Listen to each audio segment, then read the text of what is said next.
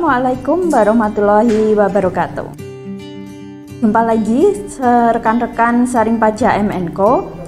Untuk kesempatan kali ini kita akan membagikan video mengenai tutorial pengisian SPT 1770S melalui e-filing. Nah, untuk formulir 1770S ini adalah formulir yang digunakan untuk para wajib pajak yang memiliki penghasilan lebih dari 60 juta atau dia adalah wajib pajak suami istri yang memilih untuk melakukan pelaporan perpajakan secara terpisah, atau dia adalah wajib pajak yang mempunyai penghasilan dari lebih dari satu pemberi kerja, terdapat penghasilan dalam negeri lainnya, dan atau yang dikenakan PPh final atau penghasilan final.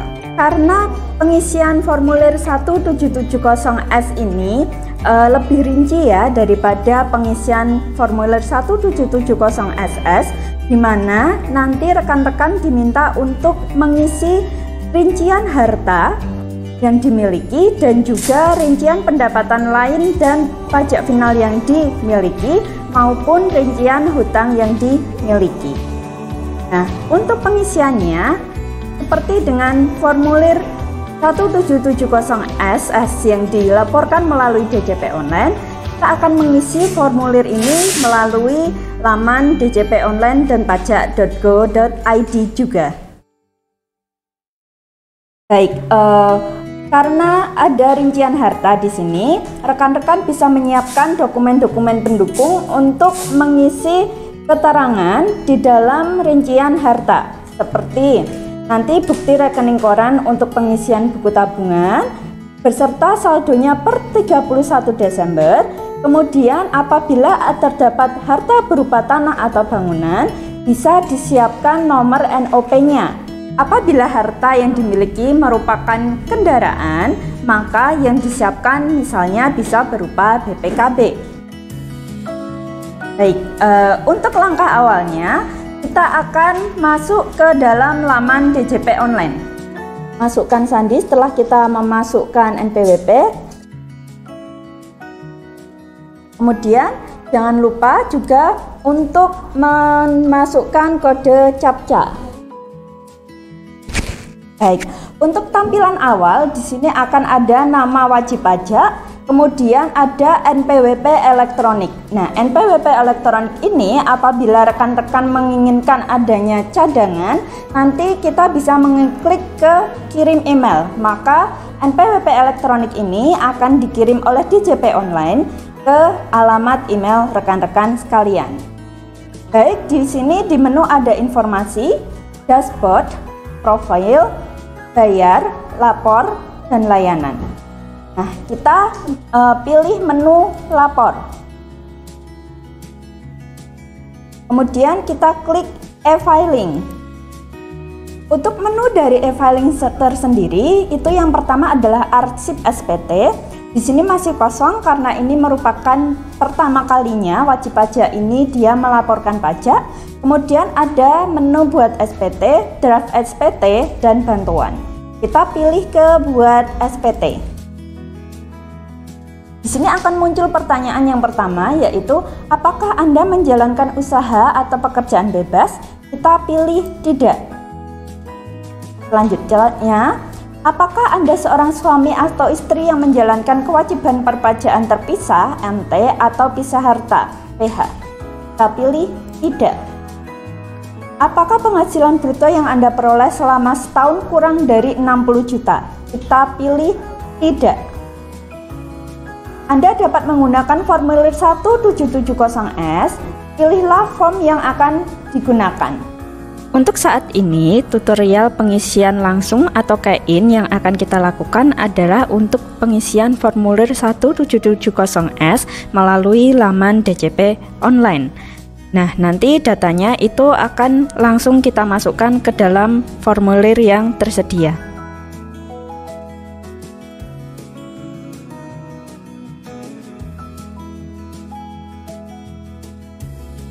Nah, untuk tahun pajak yang akan kita pilih nanti adalah tahun pajak 2020 dengan status normal, karena yang di sini yang akan kita masukkan adalah untuk pertama kalinya pelaporan pajak. Nah, ini kalau umpamanya rekan-rekan nanti akan melakukan pembetulan SPT, maka dipilih pembetulan dan nanti di menu pembetulan ke kita bisa memilih pembetulan ke berapa. Selanjutnya, info. Ini sistem menemukan data pembayaran pajak Anda pada tahun pajak 2020 melalui pemotongan pajak oleh pemberi kerja dan atau pihak lainnya. Data yang tersedia merupakan data yang tersimpan dalam sistem Direktorat Jenderal Pajak. Silakan teliti kembali atas kebenaran data tersebut. Data yang disediakan meliputi data yang pertama, penghasilan neto dalam negeri sehubungan dengan pekerjaan dan penghasilan neto dalam negeri lainnya, berupa nanti ada pengurangan, PTKP, jumlah PPh yang telah dipotong, jumlah penghasilan yang telah dikenakan PPh 21 final, jumlah penghasilan yang telah dikenakan PPh pasal 23, dan atau jumlah penghasilan yang telah dikenakan PPh pasal 4 ayat 2. Apabila Anda memiliki bukti pemotongan yang lain atau jumlah pajak yang dipotong tidak sesuai dengan data yang disajikan, harap Anda ubah data yang tersedia sesuai dengan keadaan yang sebenarnya. Apakah Anda akan menggunakan data tersebut untuk pengisian SPT? Kita klik ya. Dan oke. Baik, untuk langkah yang pertama kita akan mengisi lampiran 2 bagian A, penghasilan yang dikenakan PPh final dan atau bersifat final. Ini kita tambahkan jenis sumber atau penghasilan yang bersifat final itu ada beberapa ya rekan-rekan. Di sini ada 14 jenis penghasilan. Nah, di sini penghasilan yang akan saya masukkan itu adalah berupa dividen. Kita pilih dividen, kemudian DPP penghasilan bruto itu adalah jumlah dividen yang kita terima. Jumlah dividen yang diterima. Kemudian untuk PPh yang terutang itu senilai 10%, kemudian klik simpan.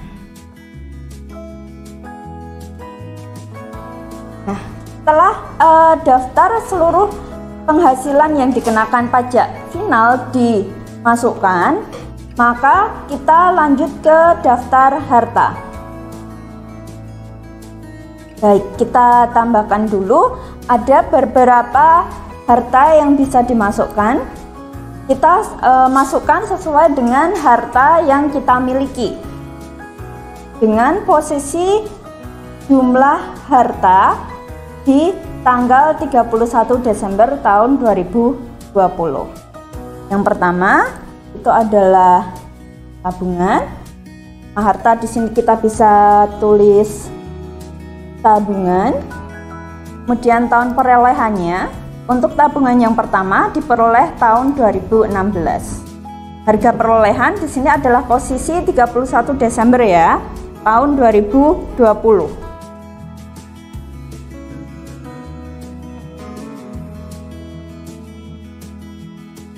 Nah, keterangannya di sini kita bisa isi dengan nama bank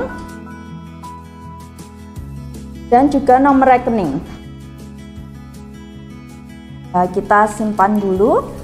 Selanjutnya kita masukkan daftar harta selanjutnya.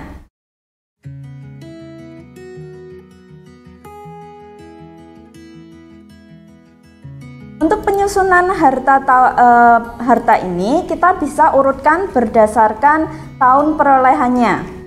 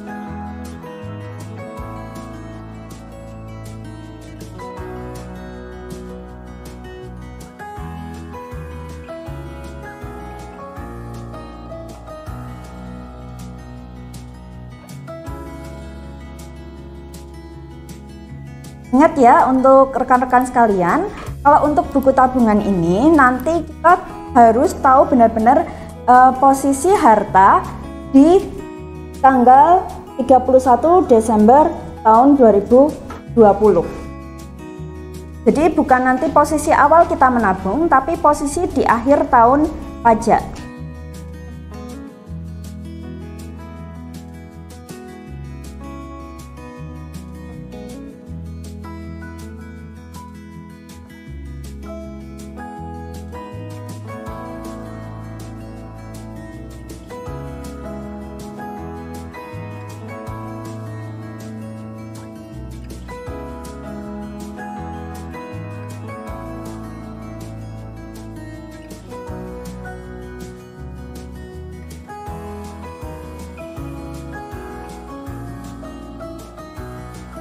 Kita tambahkan lagi sampai semua daftar harta yang kita miliki termasuk ke dalam pelaporan e-filing 1770S.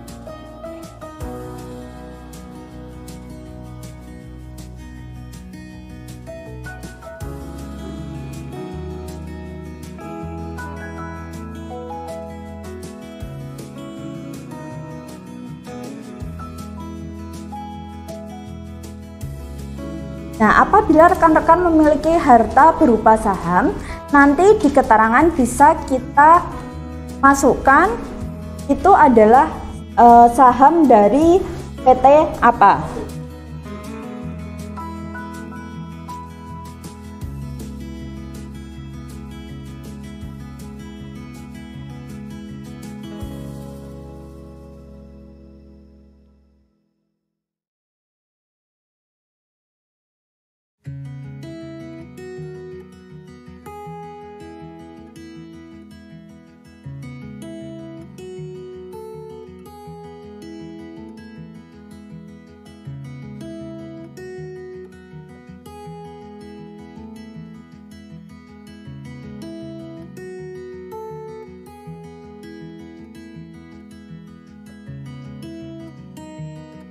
Ya, bisa kita tambahkan juga untuk peralatan elektronik yang kita miliki.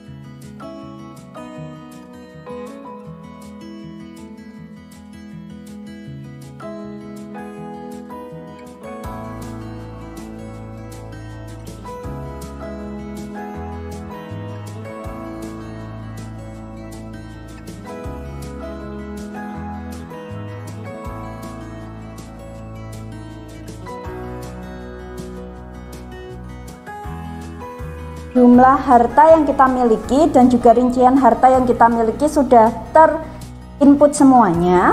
Di sini kita bisa lihat harta apa saja yang kita masukkan. Nah, ini di sini pamannya ada typo seperti ini, kita bisa pakai ubah. Kita benahi, kemudian simpan lagi. Ya, di sini untuk halaman kedua. Kemudian kita lanjut ke daftar hutang. Nah, kalau umpamanya tidak ada hutang, maka bagian ini tidak diisi. Tapi apabila rekan-rekan itu memiliki hutang, maka kita harus rinci kita berhutang di mana saja. Dan juga nanti yang terpenting adalah saldo akhir utang yang masih kita miliki per 31 Desember tahun 2020. Selanjutnya, untuk daftar tanggungan ini hanya akan diisi apabila statusnya adalah kawin dengan jumlah tanggungan tertentu. Karena wajib pajak yang kami contohkan di sini adalah perempuan, maka dia statusnya adalah TK 0 atau dia tidak menanggung tanggungan PTKP. Kemudian kita klik selanjutnya. Bagian A ini adalah penghasilan neto dalam negeri lainnya, tidak termasuk penghasilan dikenakan PPh final dan atau bersifat final. Jadi di sini ada bunga, royalti, sewa, hadiah, keuntungan penjualan atau pengalihan harta, dan penghasilan lain. Di sini bunga di sini adalah bunga yang selain kita dapatkan dari bank. Sedangkan sewa di sini adalah sewa selain dari sewa tanah dan atau bangunan yang bersifat final. Hadiah di sini adalah hadiah yang kita dapatkan dengan usaha. Jadi di sini hadiah di sini adalah bukan hadiah yang kita dapatkan secara cuma-cuma atau undian. Apabila tidak ada, mari lanjut ke bagian B. Nah, di sini bagian B adalah penghasilan yang tidak termasuk objek pajak. Yang pertama itu adalah bantuan, sumbangan, dan hibah. Kemudian ada warisan, apabila kita dapat warisan dari orang tua seperti itu atau pihak lain. Nah, untuk warisan ini nanti kita cantumkan di dua tempat. Yang pertama itu adalah daftar harta, yang kedua adalah di bagian B ini. Selanjutnya, untuk bagian laba anggota perseroan komanditer tidak atas saham, persekutuan, perkumpulan, firma, dan kongsi, apabila tidak memiliki modal di perusahaan yang tidak terdiri atas saham modalnya, maka atas bagian laba tersebut tidak termasuk penghasilan kena pajak atau dikecualikan dari penghitungan pajak. Jadi, di sini bagian laba anggota perseroan komanditer di sini adalah penghasilan yang dia tidak akan menambah jumlah penghasilan yang dikenai pajak. Selanjutnya ada klaim asuransi kesehatan, kecelakaan, jiwa, diguna dan beasiswa, kemudian beasiswa, dan yang terakhir adalah penghasilan lainnya yang tidak termasuk objek pajak. Bila tidak ada, kita lanjut ke bukti potong. Nah, di sini apabila perusahaan kita sudah melaporkan PPh pasal 21 untuk masa Desember, maka bagian ini akan terisi secara otomatis. Jadi di sini akan ada nama pemotong atau pemungut pajak, kemudian NPWP pemungut pajak, nomor bukti pemotongan, tanggal pemotongan, jenis pajaknya apa, dan jumlah pemotongannya berapa. Bila ada beberapa nanti jumlah pemotongan bisa nanti kita tambahkan apabila ada jenis atau bukti potong yang nanti belum dimasukkan di bagian ini dari pekerjaan. Kalau tidak ada lagi, kita ke selanjutnya.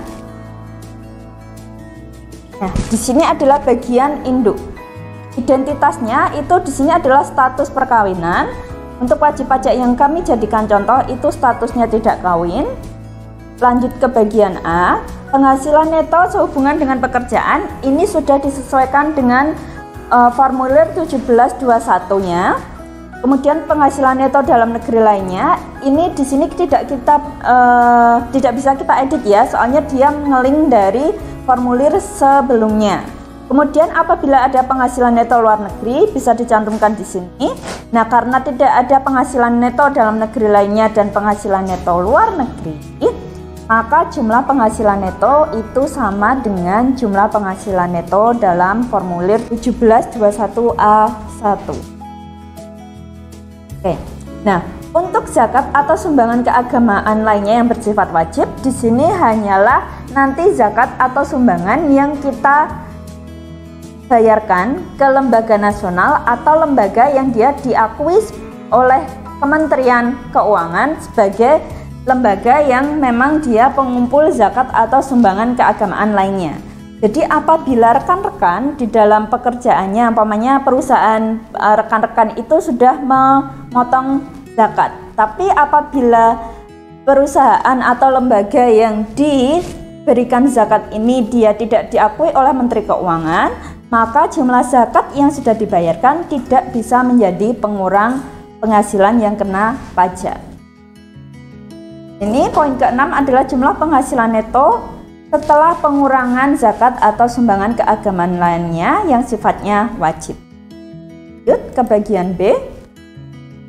Penghasilan tidak kena pajak, di sini statusnya adalah tidak kawin, TK 0, maka dia penghasilan tidak kena pajaknya adalah 54 juta. masih ada penghasilan kena pajak senilai 21.137.000. Lanjut ke bagian C.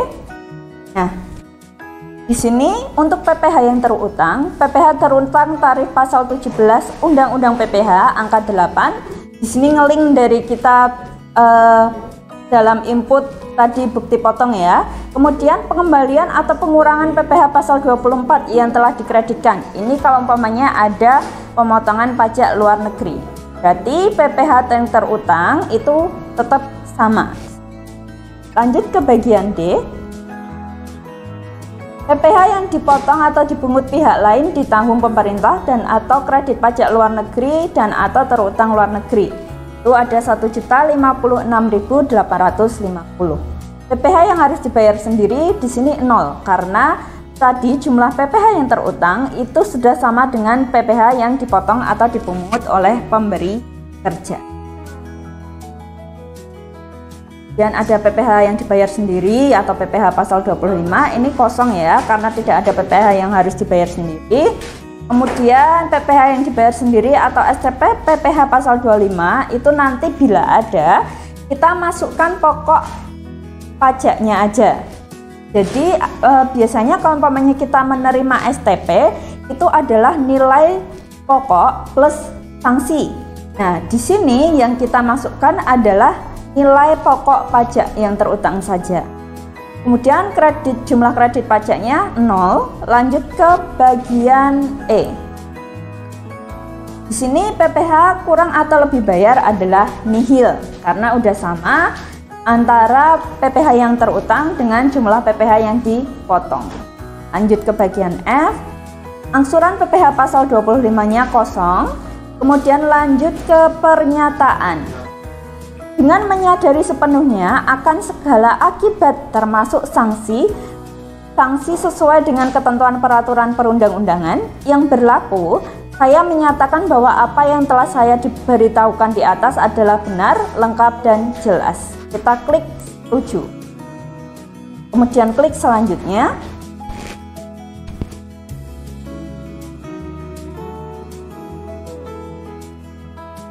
Baik, di sini kita bisa periksa ya SPT Anda. Di sini ada jenis formulirnya adalah 1770S. Kemudian tahun pajak adalah 2020, pembetulan ke 0, status SPT adalah nihil, jumlahnya 0, catatan lengkap. Selanjutnya di sini kita bisa ambil kode verifikasi. Klik di sini. Bisa melalui email maupun nanti melalui SMS. Apabila melalui SMS, pastikan nomor yang digunakan itu memiliki pulsa. Soalnya nanti untuk kode OTP yang akan diberikan itu nanti memotong pulsa Anda. Kita pilih ke email. Oke. Ya. Nah, selanjutnya kita cek ke email. Dari bukti verifikasi yang ada di email, kita bisa copy pastekan kode verifikasi ke dalam laman DJP online. Masukkan kode verifikasi dan klik kirim. SPT Anda telah berhasil dikirim. Di sini akan muncul testimoni apakah rekan-rekan puas atau tidak puas dalam mengisi SPT atau layanan pengisian SPT yang diberikan oleh DJP online. Pas. Nah, di sini untuk di arsip SPT itu akan muncul SPT yang telah kita laporkan. Ini jenis SPT-nya adalah 1770S. Tahun pajaknya adalah 2020, pembetulan ke 0, status nihil. Sumbernya adalah e-filing web. Kemudian kalau umpamanya kita ingin melihat BPE, bisa kita klik ke lihat BPE.